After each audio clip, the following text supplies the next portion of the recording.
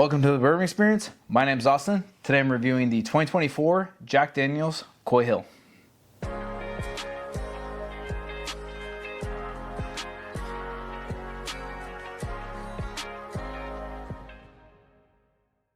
Welcome back. I'm really excited for this episode. I didn't know when I would get a bottle or when I'd be able to try a bottle or anything like that. Today I'll be reviewing the 2024 Jack Daniel's limited release Coy Hill.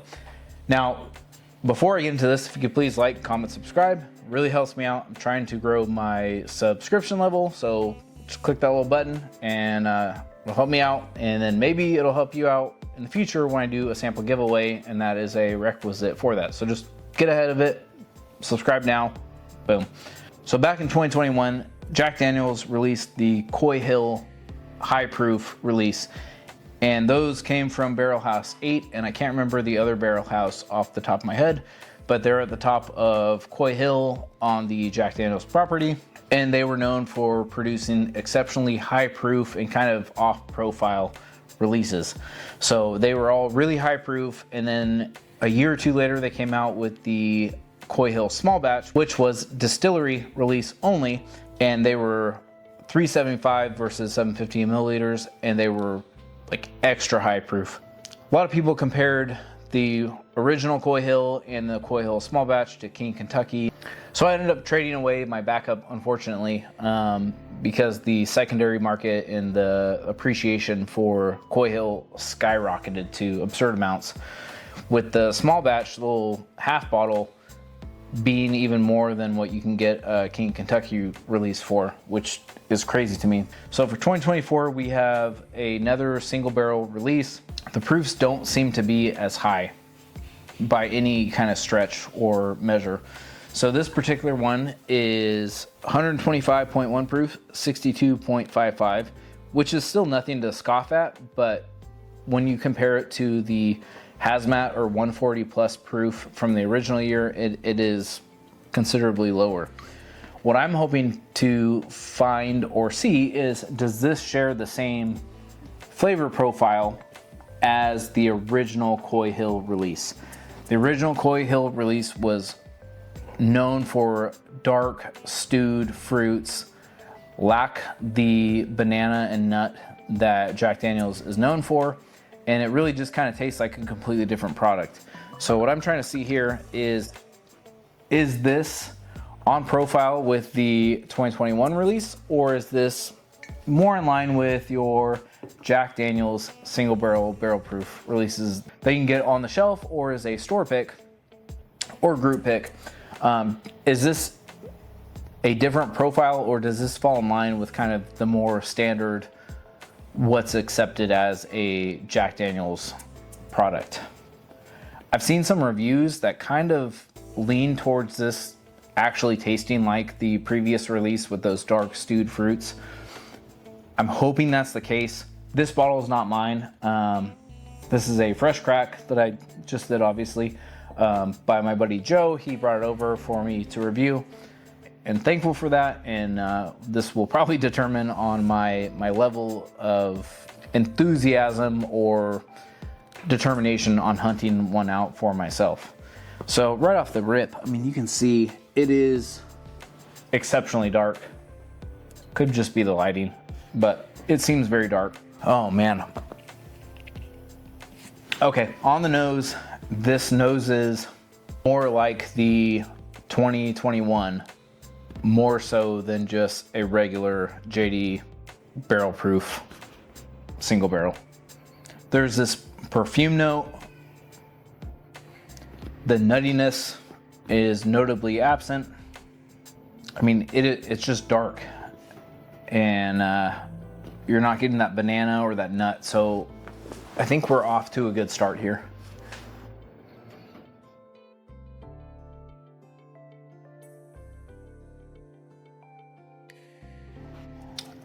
Okay, off the bat, my immediate thoughts is, the first time I tried Jack Daniel's 10-year, I know some people were kind of disappointed in it. I liked it. There was a buttery quality to it, like a salted butter. There was like the saltiness, this butteriness. And I remember saying to people, Jack Daniel's 10-year, the first release, to me tasted like a proof down Coy Hill. This almost tastes like a proofed up Jack Daniel's 10, but it doesn't hit that same level that Coy Hill hit, where it's like almost coffee or cola or stewed red fruits. This is very buttery.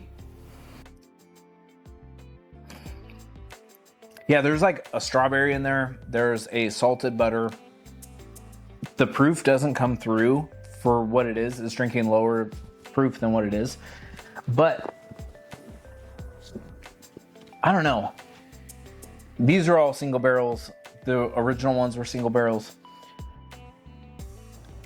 To me, this doesn't come through with the same Coy Hill umph as the last release did.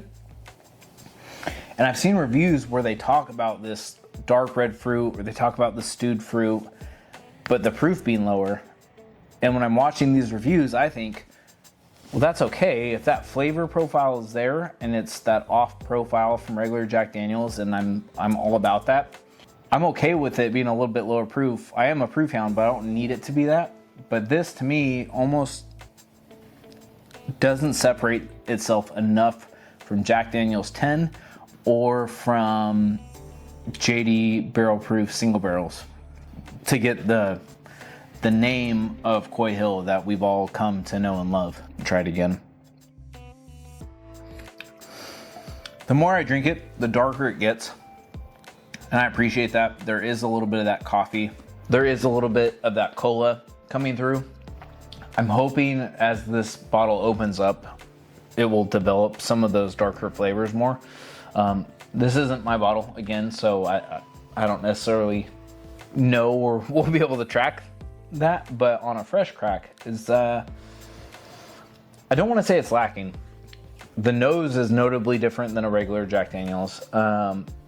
The more I have it, kind of those darker notes are coming through, but off memory alone, I don't think this is enough of a divergence from original Jack Daniel's, and I don't think it lines up close enough to the last Coy Hill to kind of really, it kind of lives in this middle ground. Is this fantastic? Yes. Is this a buy at retail?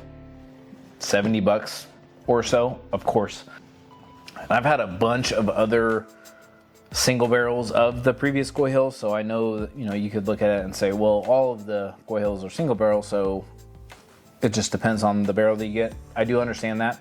All of the ones that I've had before have a different profile than this. What I'm going to pour now is a sample. This is the last 2 ounces that I have from my Coy Hill from 2021. This one was a 140.5 proof. I'm only going to pour a little bit because I need to save the rest of the sample for a couple other videos. And I'm going to give it the true definitive test here to see what the difference is. I would say this one is darker just immediately. All right, on the nose, they're more similar than I expected, that perfume note in particular. The 2021 comes through with a more darker concentrated nose. The 2024 has more of that nut forwardness, just a little bit. But they are closer than I would have expected.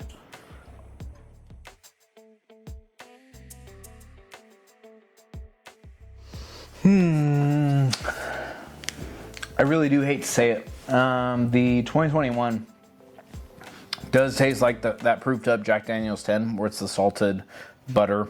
It's buttery, it's salty, but that strawberry note comes through a lot more prominently, I guess. And then,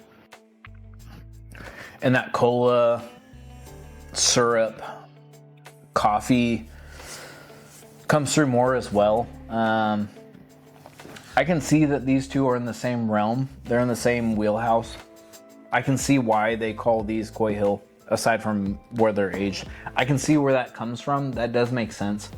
I'm torn because the nose and the flavor profile is similar enough that, like, yeah, you can call it that, and I get why they do.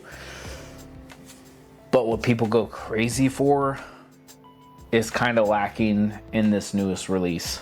But the distillery can't necessarily determine what their customers are going to want or not want, or they don't get to decide that. So yeah, the notable differences is the thickness, the viscousness, the barrel spice, the proof, the finish, the Kentucky hug. Everything about the 21 is there, and the 24 just kind of feels like it wants to do that and just kind of falls short. So I would almost say that the 21 is George C. Stagg and the 2024 is the Stagg or Stagg Jr. That kind of feels like a good analogy, and that kind of translates in secondary pricing, where the 2024 is about half of what the 2021 bottles go for. I understand it, I get it. And then you look at the small batch and the Coy Hill small batch. I mean, that bottle was in line, in league with King of Kentucky for me. So I think the hype machine, or what people perceive, is probably accurate. Would I want a bottle of this Coy Hill? Yes. Do I want more bottles of a 21? Absolutely. Would I pay a whole lot more for the small batch? Not even a question for me. So it just kind of depends on where you land on it. But I do think they all have the kind of same flavor profile. It's just what is the concentration levels that you're going to get out of each one of those is what the question will be. But that's where I'm going to end this. If you can get it at retail, go for it. Do I think this is worth secondary? No. Is it still good? Of course. I don't know. That's where I land on this. As always, the bourbon experience is all about good pours and great times with whoever you're with. Whiskey meant to be enjoyed, so crack those bottles. Cheers.